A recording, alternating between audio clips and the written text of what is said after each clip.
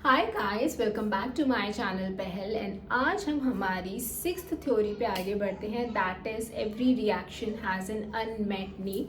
And इस theory पे आगे बढ़ने से पहले मैं आपसे कहना चाहती हूँ कि अगर आपको हमारे वीडियो से कुछ भी हेल्प आउट मिला हो या कुछ भी पॉजिटिविटी फील हुई हो तो प्लीज़ इस चैनल को लाइक करें, सब्सक्राइब करें, वीडियोज़ को ज़्यादा से ज़्यादा शेयर करें। एंड अगर आप अपने लाइफ में किसी भी प्रॉब्लम में स्टक्ड हो, whether it's a relationship, it's money, it's health, it's career, whatever, जिसमें भी आपको स्टक फील हो रहा हो, आपको कुछ कंसल्टेशन लेनी हो तो आप हमसे कनेक्ट हो सकते हो ऑन कॉल पे, क्योंकि हमारा नंबर ऑलरेडी हमारे चैनल के डिस्क्रिप्शन पे है।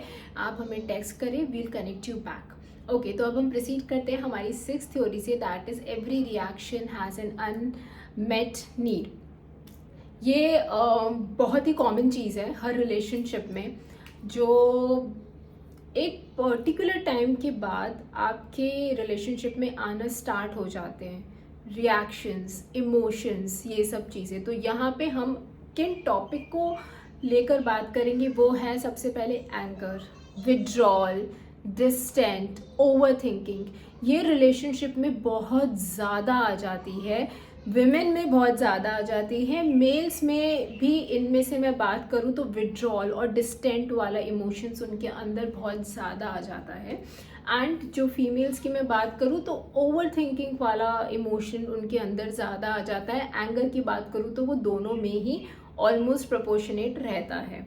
तो ये इमोशंस ऐसे हैं जो आपके रिलेशनशिप को आगे इतना प्रॉब्लमेटिक बना देते हैं। यही सबसे ज़्यादा मेन कॉज होता है आपके रिलेशनशिप के डिस्टर्बेंस के लिए। तो ये रिलेशनशिप में ये इमोशंस क्यों आते हैं?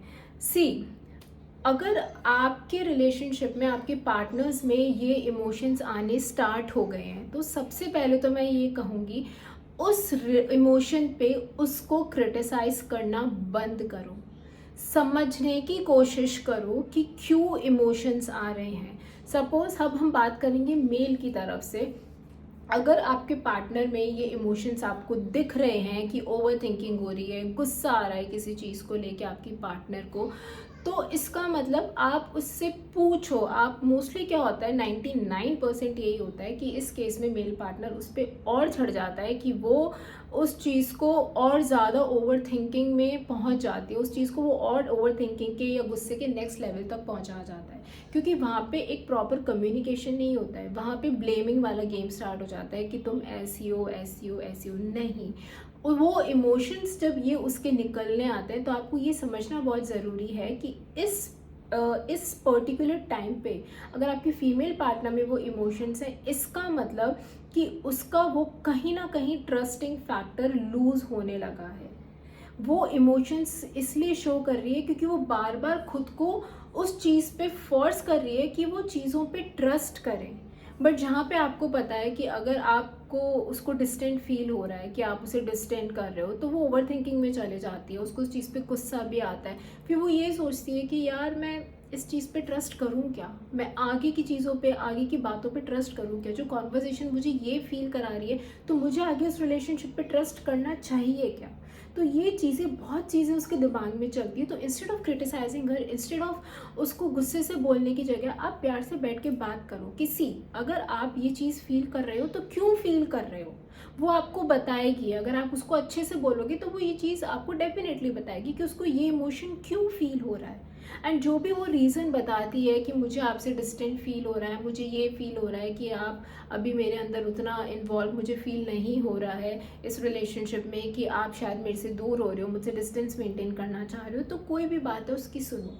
एंड अगर एग्जैक्टली ऐसा कुछ नहीं है, हो सकता है कि आपके भी कुछ काम हो जिस वजह से आप स्टक्ड हो, आपको नहीं पता कि आप चला के वो एक्शंस नहीं कर रहे हो कि उसको वो फील हो, लेकिन फिर भी आप अपने काम में इतने, अपने स्केड्यूल में इतने स्टक्ड हो कि वो इनडायरेक्टली चीज़ें सामने वाले को फील हो रही है। और अगर वो आपसे इस चीज़ को क्लियर करे तो सबसे पहले तो अप्रिशिएट करे कि एटलीस्ट वो रेडी है आपसे क्लियर कम्युनिकेट करने के लिए। क्योंकि मोस्ट ऑफ द केस में क्या होता है कि फीमेल पार्टनर्स बोल ही नहीं पाते, उनको कहीं ना कहीं ये इनसिक्योरिटी रहती है कि यार मैं बोल दूंगी तो पता नहीं लड़ाई हो जाएगी, इट्स बेटर चुप हो जाते हो, खुद को सेटल में लेस होना स्टार्ट कर देती है, जो फीमेल्स की बहुत बड़ी मिस्टेक्स वहाँ से बनना स्टार्ट हो जाती है। ये चीज़ कभी मत करो, आप बोलो, आप अपनी बात रखो, अंदर ही अंदर इस चीज़ में रखते रहोगे तो खुद परेशान हो जाओगे, वो आपकी फिर सेल्फ रिस्पेक्ट भी गिरती जाएगी, क्योंकि आप लिमिट में सेटल होना स्टार्ट हो जाओगे। तो आप कम्युनिकेट करो। तो आपको एज अ मेल पार्टनर को समझना चाहिए, अप्रिशिएट करना चाहिए कि यार इट्स गुड कि आपने ये पॉइंट रखा, बट सी ऐसा कुछ नहीं है, उनको प्यार से समझाओ कि मेरे ये स्केड्यूल्स हैं, वट एवर XYZ आपका जो भी रीज़न है, किन रीजंस की वजह से ये चीज़ थी, आई एम सॉरी कि मुझे ये चीज़ रियलाइज़ नहीं हुआ कि मैं आपको डिस्टेंट फील करा रहा हूँ, बट ऐसा नहीं है।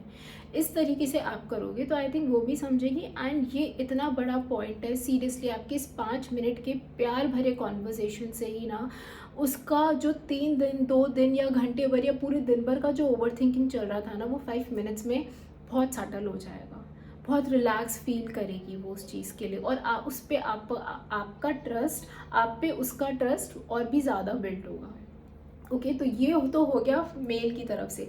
अब हम बात करेंगे फीमेल को क्या करना चाहिए। सी, अगर आपका पार्टनर आपसे कोई डिस्टेंस या विड्रॉल वाले सीन में है, या वो आपको लग रहा है कि अभी वो इतना इस रिलेशनशिप में इन्वॉल्व नहीं है, इस टाइप का कुछ है, और अगर वो आपसे नहीं कह पा रहा है, तो पहली चीज़ तो सी, हर मेल को मैं ये कहना चाहती हूँ कि आप उसको ये चीज़ बोलो कि मेरे कुछ भी काम है या कुछ भी है तो मुझे थोड़ा टाइम मेरे लिए चाहिए, मुझे चीज़ों को प्रोसेस करने का टाइम चाहिए। अगर मैं थोड़ा सा मेरे लिए स्पेस ले रहा हूँ, उस वर्ड को एक हेल्दी स्पेस को बना के रखो, उस वर्ड को विड्रॉल या डिस्टेंट में मत कन्वर्ट होने दो। ठीक है, तो आप उसको बोल सकते हो कि यार अभी मेरी लाइफ में ये चीज़ें चल रही है, मुझे थोड़ा सा टाइम अपने लिए चाहिए, प्लीज़ अंडरस्टैंड, डोंट थिंक कि मैं ऐसे डिस्टेंट बना रहा हूँ।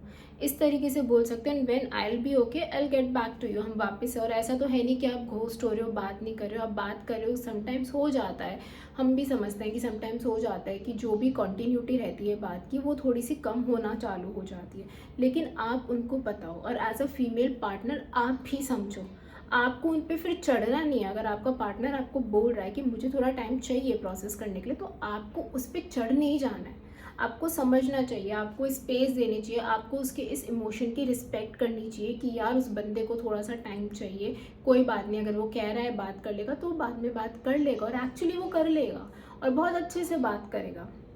ओके, तो ये बहुत इंपॉर्टेंट है, हर इमोशन के पीछे का रीज़न जानना, कम्युनिकेट करना। Communication is the better way. जहाँ पे कम्युनिकेशन नहीं होता है वहाँ पे मिसअंडरस्टैंडिंग्स इस लेवल पे क्रिएट हो जाती है कि वो मोस्टली आपका रिलेशन बहुत गंदी तरीके से रूइन कर देती है। फिर चाहे वो आपका 5 साल का रिलेशन हो, आपका 4 साल का रिलेशन हो, वो बहुत ही गंदी तरीके से उसको ख़राब कर देती है। सो गाइस, प्लीज़ कम्युनिकेट करें। किसी को गुस्सा आ रहा है, कोई परेशान हो, तो उनसे बात करने की कोशिश करें। समटाइम्स ये होता है कि हमें गुस्सा आता है ना, तो हम उस पर्टिकुलर टाइम पे उस स्टेट ऑफ माइंड में नहीं होते हैं कि हम बात कर सकें।